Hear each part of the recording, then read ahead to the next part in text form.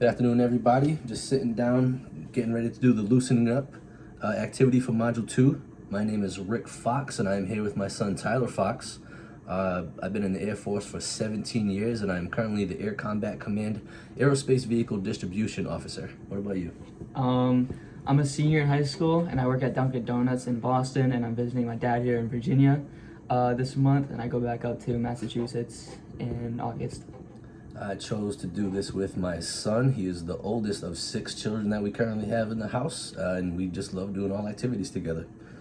So, why don't you go ahead and tell me what place I'm going to be going to with a one-way ticket? All right, so one-way ticket. You're gonna go to Guam.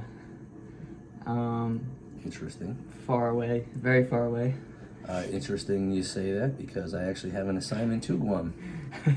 So what items am I bringing with me that I cannot live without or put in my check bag? Items you can't live without. Hold on. So, your wallet, because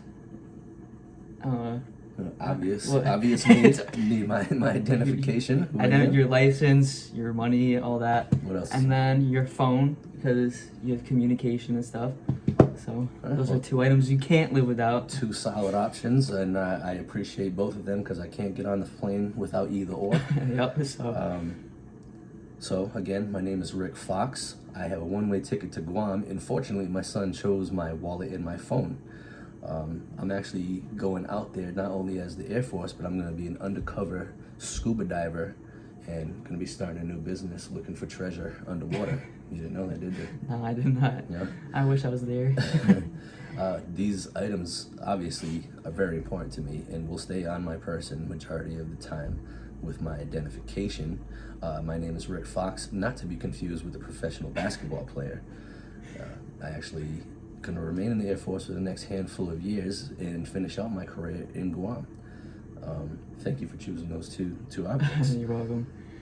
So, Very important objects. yes, and to get my scuba diving business off the ground, I'm obviously going to have to post some videos of the things that I find underwater, so having my cell phone with me is vital.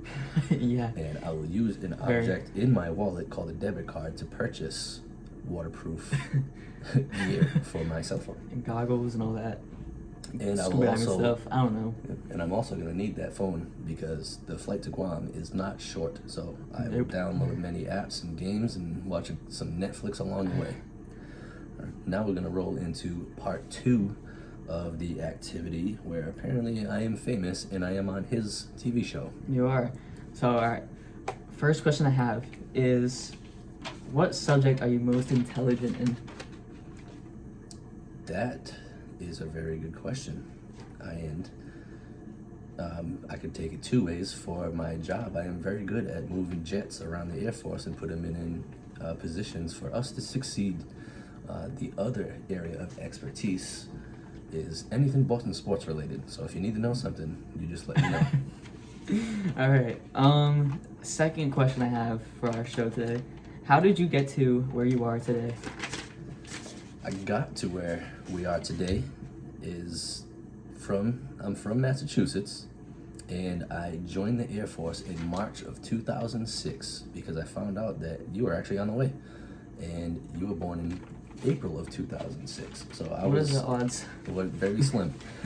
So I joined in March of 2006. He was born when I was in basic training. And then we lived in Arkansas for 10 years. That's probably why you can hear my dialect is a little bit different from his. His first 10 years of life grew up in Little Rock, and I was in south of Boston. Yeah, and now I'm there, south of Boston again, And back to where he grew up. then we lived in Washington State, and now we are currently in Virginia. Mm-hmm. So that is how we got here today. And I was Yes. supposed to join the Air Force, do 4 years, and get out. But obviously, at year 17, I did not do that. No, definitely not. But, so third question we have. Do you like the career field you are in the military?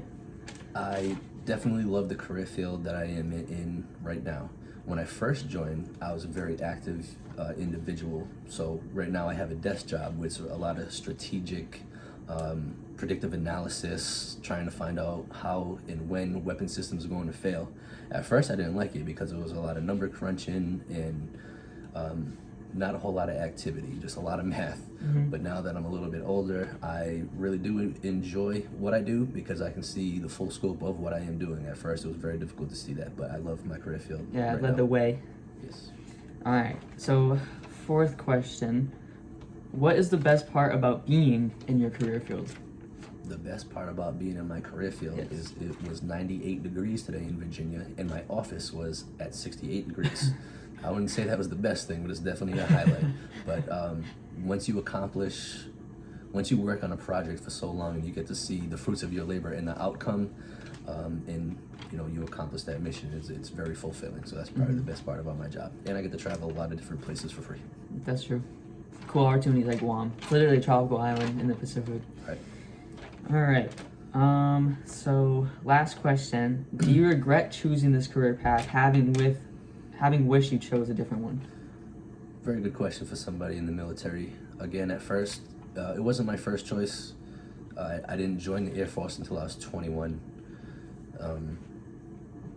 The hardest part about being in the military is being away from your family. I've spent many summers and birthdays and Christmases in different countries and not being around my children or my spouse. So that is definitely the most difficult thing. Alrighty, those were all the questions we have for the show. Well, Why you're famous.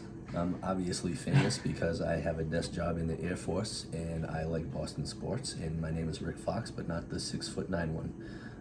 Tyler Fox, my oldest son, thank you very much for taking the opportunity to have me You're on welcome. your show, and You're welcome. tune into his next episode. Thank you all for listening. Thank you.